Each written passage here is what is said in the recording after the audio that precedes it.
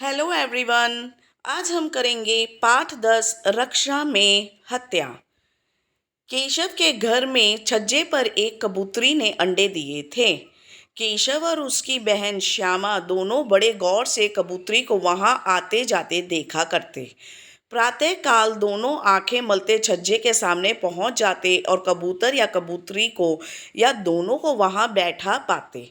उनको देखने में दोनों बच्चों को बड़ा मजा आता।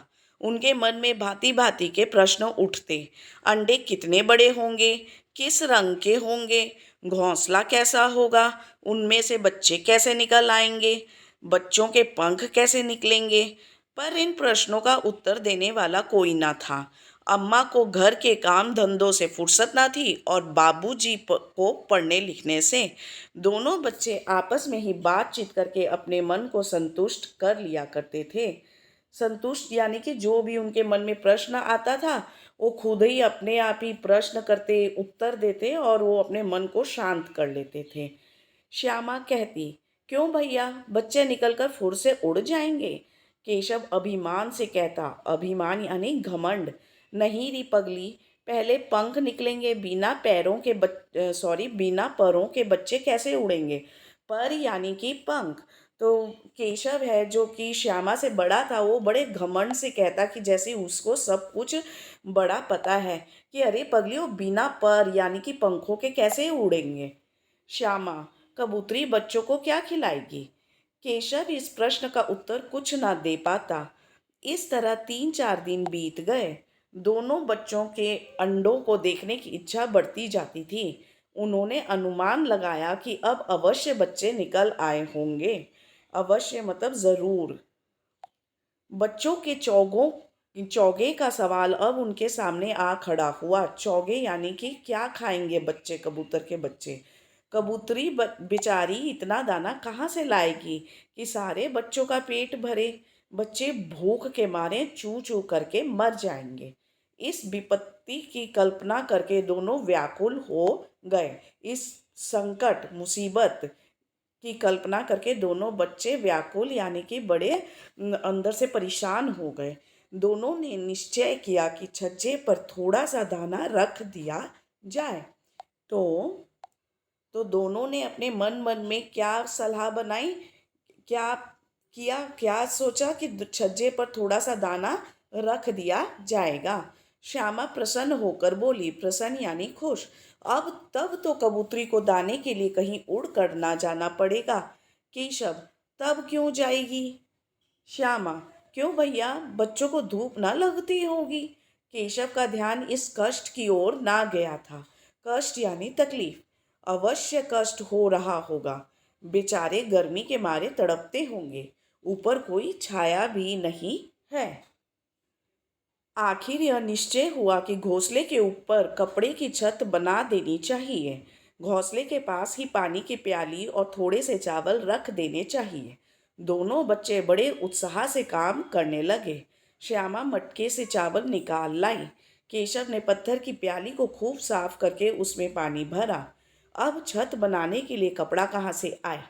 फिर ऊपर बिना तीलियों के कपड़ा ठहरेगा कैसे, और तीलियां खड़ी कैसे होंगी। केशव बड़ी देर तक इसी उधेड़ बुन में था। उधेड़ बुन यानी कि कंफ्यूजन। अंत में उसने यह समस्या भी हल कर ली। श्यामा से बोला, जाकर कूड़ा फेंकने वाली टोकरी उठा ला। श्यामा, वह तो बीच से टूटी हुई है। केशव ने झुझला कर कहा, तू टोकरी तो ला, मैं उसका सुराख बंद करने का कोई तरीका निकाल लूंगा। श्यामा दौड़कर टोकरी उठा लाई। केशव ने उसके सुराख में थोड़ा सा कागज ठूस दिया और अब टोकरी को एक टहनी से टिका कर बोला। टहनी यानी कि वृक्ष का ब्रांचेस। देखो देख, ऐसे ही घोंसले पर इसकी आड़ कर दूंगा, तब कैसे धूप आएगी। श्यामा ने मन में सोचा, भैया कितने चतुर हैं। चतुर यानी चालाक। गर्मी के दिन थे। बाबूजी दफ्तर गए हुए थे। अम्मा जी दोनों बच्चों को कमरे में सुलाकर खुद सो गई। पर बच्चों की आंखों में आज नींद कहाँ। अम्मा जी को बहकाने के लिए दोनों दम साधे मतलब सांस रोक के आंखें बंद किए मौके की प्रतीक्षा कर रहे थे। कि कब मौका मिले और वो उठकर कमरे से बाहर चले जाएं। ज्यों ही मालूम हुआ कि अम्मा जी अच्छी तरह सो गई हैं, दोनों चुपके से उठे और बहुत धीरे से द्वार की चटकनी खोलकर बाहर निकल आए। अंडों की रक्षा करने की तैयारी होने लगी।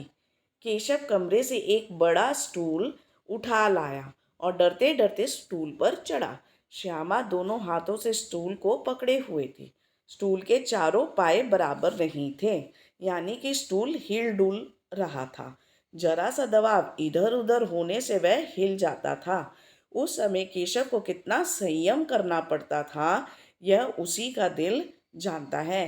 वह दोनों हाथों से दीवार का सहारा लेता और श्यामा को दबी आवाज से डांटता, अच्छी तरह पकड़, नहीं तो उतर कर बहुत मारूंगा। मगर बेचारी श्यामा का मन तो ऊपर छज्जे पर था। बार बार उसका ध्यान उधर लग जाता और हाथ ढीले पड़ जाते। केशव ने जैसे ही दीवार के बड़े हुए छज्जे पर हाथ रखा, दोनों कबूतर उड़ गए। केशव ने देखा कि छज्जे पर थोड़े से तिनके बिछे हुए हैं और उस पर अंडे पड़े हैं। श्यामा ने पूछा, कितने बच्चे हैं भैया? केशव, 3 अंडे हैं, अभी बच्चे नहीं निकले। श्यामा, जरा हमें भी दिखा दो भैया, कितने बड़े हैं? केशव, दिखा दूंगा, पहले जरा चीथड़े ले आ, नीचे बिछा दूं, बेचारे अंडे तिनकों पर पड़े हुए हैं। श्यामा दौड़कर एक पुरानी धोती फाड़ कर एक टुकड़ा लाई और केशव ने झुक कर कपड़ा ले लिया।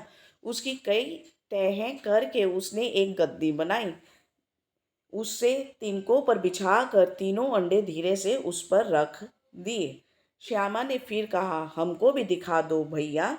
तो बच्चों, इसे छज्जा कहते हैं। ये जो हिस्सा होता है ना, जो छत के बाहर की तरफ निकला होता है, उसे छज्जा कहते हैं। आप देख सकते हैं कि इसी छज्जे पे कबूतर ने अपना घोंसला बनाया हुआ है और किस तरह केशव इस स्टूल पे चढ़ा हुआ है, तो श्यामा ने उसे नीचे से पकड़कर रखा हुआ है।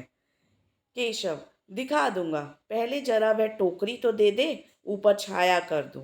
श्यामा ने टोकरी नीचे से थमा दी और बोली, अब तुम उतर जाओ तो मैं भी देखूं। केशव ने टोकरी को एक टहनी से टिका कर कहा, जा, दाना और पानी की प्याली ले आ, मैं उतर जाऊं तो तुझे दिखा दूंगा। श्यामा प्याली और चावल भी लाई। केशव ने टोकरी के नीचे दोनों चीजें रख दी और वह धीरे से उतर आया। श्यामा ने गिड़गिड़ाकर कहा, अब हमको भी चढ़ा दो भैया। तू गिर पड़ेगी। ना, मैं ना गिरूंगी, तुम पकड़े रहना। कहीं तू गिर पड़ी तो अम्मा जी मेरी चटनी ही बना डालेंगी, यानी कि खूब पिटाई करेंगी। कहेंगी कि तूने ही चढ़ाया था। क्या करेगी देखकर। अब अंडे बड़े आराम से हैं, जब बच्चे निकलेंगे तो उनको पालेंगे। तो आपने देखा कि किस तरह जो केशव था श्यामा को टरकाता रहा और अंत में उसने मना ही कर दिया कि नहीं देखना। दोनों पक्षी बार बार छज्जे पर आते और बिना बैठे ही उड़ जाते। केशव ने सोचा कि हम लोगों के भय से यह नहीं बैठ रहे। धीरे से स्टूल उठाकर वह कमरे में रख आया। श्यामा ने आंखों में आंसू भरकर कहा, तुमने मुझे नहीं दिखाया, मैं अम्मा से कह दूंगी। अम्मा जी से कहेगी तो बहुत मारूंगा, कह देता हूँ। तो तुमने मुझे दिखाया क्यों नहीं? और अगर गिर पड़ती तो 4 सिर न हो जाते तेरे? हो जाते तो हो जाते, देख लेना, मैं कह दूंगी। इतने में कोठरी का द्वार खुला और अम्मा जी ने कहा, तुम दोनों बाहर कब निकल आए? मैंने मना किया था कि दोपहर में ना निकलना। किसने किवाड़ खोला? किवाड़ केशव ने खोला था, पर श्यामा ने यह बात नहीं कही। उसे भय हुआ कि भैया पिट जाएंगे। केशव दिल में काँप रहा था कि कहीं श्यामा कह ना दे कि उसने अंडे नहीं दिखाए थे। श्यामा केवल प्रेमवश चुप थी या इस अपराध में सहयोग के कारण इसका निर्णय नहीं किया जा सका। शायद दोनों ही बातें थी। तो अम्मा के पूछने पर भी श्यामा ने कुछ नहीं बताया केशव के बारे में। क्या पता उसे भी यह फिक्र थी कि कहीं केशव को मार ना पड़ जाए, या फिर केशव का मतलब उसने भी तो ये काम केशव के संग मिलकर ही किया था, इसीलिए भी ना बताया हो। तो इसका निर्णय करना मुश्किल है कि उसने किस वजह से अम्मा जी को नहीं बताया। अम्मा ने दोनों बच्चों को डांट डपट कर फिर कमरे में लेटा दिया और आप धीरे धीरे पंखा करने लगी। अभी केवल 2 बजे थे। बाहर तेज लू चल रही थी। लू यानी कि गर्म हवा। अब की बार दोनों बच्चों को नींद आ गई। 4 बजे एकाएक श्यामा की नींद खुली।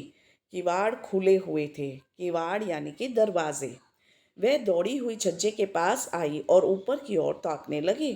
कबूतरों का पता न था। सहसा उसकी निगाह नीचे गई और वह उल्टे पाँव बेतहाशा दौड़ी, मतलब बहुत जोर जोर दौड़ने लगी। दौड़ती हुई कमरे में जाकर जोर से बोली, भैया अंडे तो नीचे पड़े हैं, बच्चे उड़ गए। केशव घबरा कर उठा और दौड़ता हुआ बाहर आया। क्या देखता है कि तीनों अंडे नीचे टूटे पड़े हैं। तो बच्चों, कितने अंडे थे? 3 अंडे थे उस कबूतरी के। उनमें से कोई पीली सी चीज निकल आई है। पानी की प्याली भी एक तरफ टूटी पड़ी है। उसके चेहरे का रंग उड़ गया। डरे हुए नेत्रों से भूमि की ओर ताकने लगा।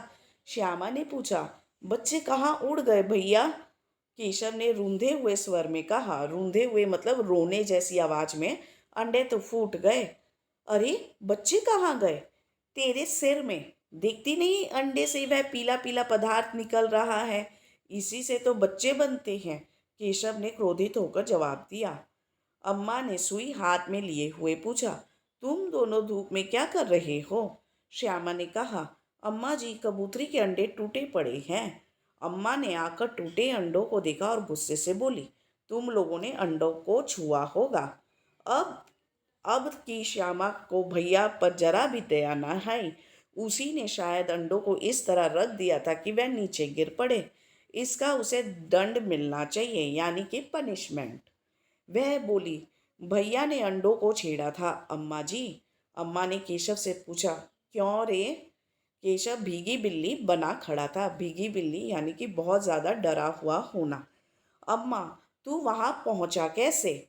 स्टूल श्यामा, स्टूल रख कर चढ़े थे अम्मा जी। अम्मा, इसीलिए इतनी धूप में तुम दोनों दोपहर को बाहर निकले थे। श्यामा, यहीं ऊपर चढ़े थे अम्मा जी। केशव, तू स्टूल थामे नहीं खड़ी थी? श्यामा, तुम्ही ने तो कहा था। अम्मा, तू इतना बड़ा हुआ पर तुझे अभी इतना नहीं मालूम कि छूने से कबूतरी के अंडे गंदे हो जाते हैं। कबूतरी फिर उन्हें नहीं सेती। सेती यानी गरम करना। जब भी अंडा होता है तो कबूतरी उस अंडे पे बैठ के उसे गरम करती है। तभी अंडे के अंदर कबूतर के बच्चे बनते हैं और फिर वह बाहर निकलते हैं। तो कबूतरी के अंडे छू दो तो वो कबूतरी अंडों को अपनाती नहीं, छोड़ देती है, उसे गरम नहीं करती। श्यामा ने डरते डरते पूछा, तो क्या कबूतरों ने अंडे गिरा दिए? अम्मा जी। अम्मा, और क्या करते? हाय हाय, 3 जाने ले ली तुमने। केशव रुआंसा होकर बोला, रोने जैसी हालत में, मैंने तो केवल अंडों को गद्दी पर रखा था अम्मा जी। अम्मा जी को हंसी आ गई, मगर केशव को कई दिनों तक अपनी भूल भूल पर पश्चाताप होता रहा। अंडों की रक्षा करने के भ्रम में उसने उसका सर्वनाश कर डाला था। उसे याद करके वह कभी कभी रो भी पड़ता था। दोनों पक्षी फिर वहां न दिखाई दिए। तो देखा बच्चों, यहाँ पे जो दोनों बच्चे थे, केशव और श्यामा, वो कबूतरों की बहुत ज़्यादा मदद करना चाहते थे। लेकिन उन्हें ज्ञान ना होने के चलते वह मदद करने की बजाय उल्टा उन कबूतरों के अंडों का नुकसान ही उन्होंने करवा दिया। इसीलिए जब भी हम बच्चों को कोई भी काम करना हो ना, हमें बड़ों से हमेशा सलाह लेकर करनी चाहिए। अगर यही बात उन्होंने पहले अपनी माँ से पूछ ली होती, तो जो अम्मा जी ने बाद में कहा कि अरे कबूतरी अंडे नहीं सेती छूने से, तो यही बात वो पहले कह देती और ना फिर श्यामा और केशव अंडों को हाथ लगाते, ना ही कबूतरी उन अंडों को त्यागती, बल्कि थोड़े दिनों में उसमें से सुंदर सुंदर बच्चे निकल आते। तो चलिए अब हम करेंगे इस पाठ का पाठ अभ्यास। सबसे पहले शब्दार्थ यानी कि वर्ड मीनिंग्स। छज्जा, छत का दीवार के बाहर निकला हुआ भाग। उधेड़बुन, उलझन। चौगा, चिड़ियों का चारा, मतलब जो चिड़ियाँ खाती हैं। रुआंसा रोनी सूरत बनाना, विपत्ति मुसीबत, बेतहाशा बहुत तेजी से बिना सोचे विचारे, किवाड़ दरवाजा। अब हम करेंगे इस पाठ के प्रश्न उत्तर। सबसे पहला प्रश्न, कबूतरी ने कितने अंडे दिए थे? बताओ बच्चों, कबूतरी ने कितने अंडे दिए थे? कबूतरी ने 3 अंडे दिए थे। क्वेश्चन नंबर 2, केशव और श्यामा के मन में क्या क्या प्रश्न उठ रहे थे? उत्तर, केशव और श्यामा के मन में भांति भांति के प्रश्न उठते थे, जैसे कि अंडे कितने बड़े होंगे, किस रंग के होंगे, घोंसला कैसा होगा, उनमें से बच्चे कैसे निकल आएंगे, बच्चों के पंख कैसे निकलेंगे, इत्यादि। क्वेश्चन नंबर 3, दोनों बच्चों ने कबूतरी के बच्चों की भूख का क्या हल निकाला? उत्तर, दोनों बच्चों ने निश्चय किया कि छज्जे पर कबूतरी के बच्चों के लिए थोड़ा सा दाना रख दिया जाए। क्वेश्चन नंबर 4, दोनों बच्चों ने कबूतरी के बच्चों की सुरक्षा में क्या क्या उपाय किए? उत्तर, दोनों बच्चों ने कबूतरी के बच्चों की सुरक्षा के लिए एक टोकरी लेकर उसकी सुराख बंद करके टहनी पर टिका कर बच्चों को धूप से बचाया और धोती का टुकड़ा लेकर उसकी कई तह बनाकर उसकी गद्दी बनाई तथा उसको अंडों के नीचे रख दिया। क्वेश्चन नंबर 5, कबूतरी ने अंडे क्यों गिरा दिए? उत्तर, कबूतरी ने अंडे इसलिए गिरा दिए क्योंकि बच्चों ने उसके अंडे को छू लिया था और किसी के छूने के बाद कबूतरी अंडों को नहीं सेती। क्वेश्चन नंबर 6, केशव को किस बात का पश्चाताप हुआ? उत्तर, केशव को अपनी भूल पर पश्चाताप हुआ क्योंकि अंडों की रक्षा करने के भ्रम में उसने उनका सर्वनाश कर डाला था।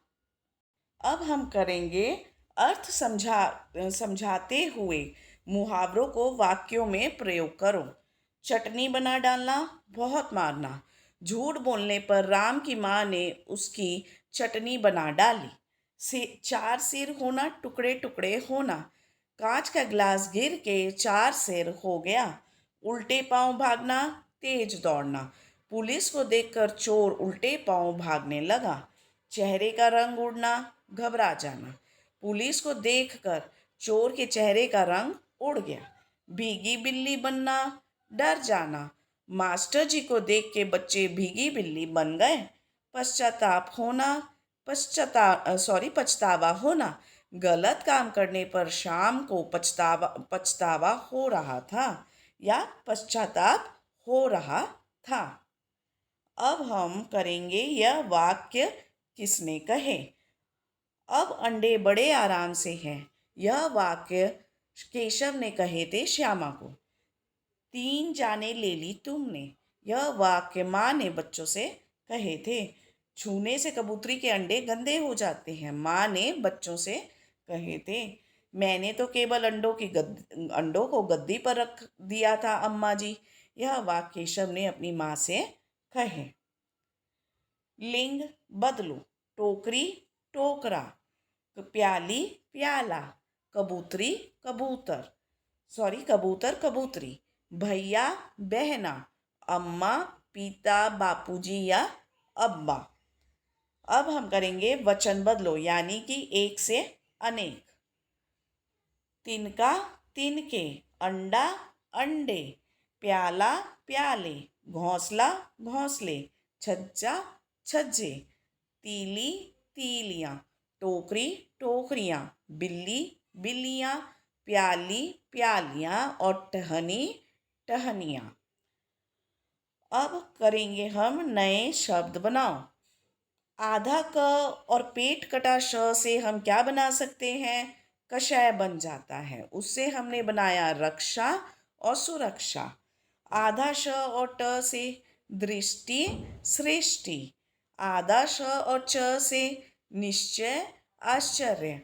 आप इस शब्द को इस तरह भी लिख सकते हैं, निश्चय शब्द को नि श आधा श च और य, निश्चय। अब आप देख लीजिए अच्छा से, इस तरह भी आप लिख सकते हैं। आधा च और छ स्वच्छ अच्छा, आधा द और व द्वारा द्वात, आधा र और म शर्म धर्म। इसी तरह आधा र और थ स्वार्थ निस्वार्थ। अब हम करेंगे अंतर समझो और वाक्य बनाओ। चौगा चिड़ियों का चारा, यानी जो चिड़िया खाती हैं। चिड़िया चौगा खा के उड़ गई। चौगा घुटनों तक का लंबा ढीला ढाला पहनावा लबादा। श्यामा रंग बिरंगे चौगा पहन कर बाजार जा रही थी। चौगा बांस की खोखली नदी जिसका एक सिरा बंद होता है। राम ने चौगा गिरा के तोड़ दिया। हल सवाल का जवाब। मैंने गणित के सारे सवालों का हल निकाल लिया। हल खेत जोतने का एक यंत्र। किसान खेत में हल चला रहा है। गौर गोरा रीमा का रंग रूप गौर है। गौर सोच विचार। सरकार ने मसलों पर गौर किया और हल निकाल लिया। अब हम करेंगे निम्नलिखित वाक्यों में से सर्वनाम शब्द ढूंढकर उन्हें रेखांकित कीजिए। सर्वनाम यानी कि प्रोनाउन। मैं नहीं गिरूंगी, तुम पकड़े रखना।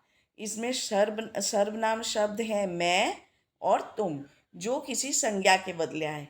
जैसे मैं, यहाँ मैं कौन है? श्यामा। तो श्यामा के बदले हमने यहाँ मैं लगाया, तो मैं बन गया सर्वनाम। और तुम यहाँ कौन है? तुम है केशव, जो कि श्यामा का भाई था। तो हमने केशव लिखने की जगह तुम लिखा, तो इसलिए यह बन गया सर्वनाम। मैंने मना किया था कि दोपहर में ना निकलना। मैंने, तू गिर पड़ेगी। तू, उसे याद करके वह कभी कभी रो पड़ता था। उसे और वह, उसके चेहरे का रंग उड़ गया। उसके।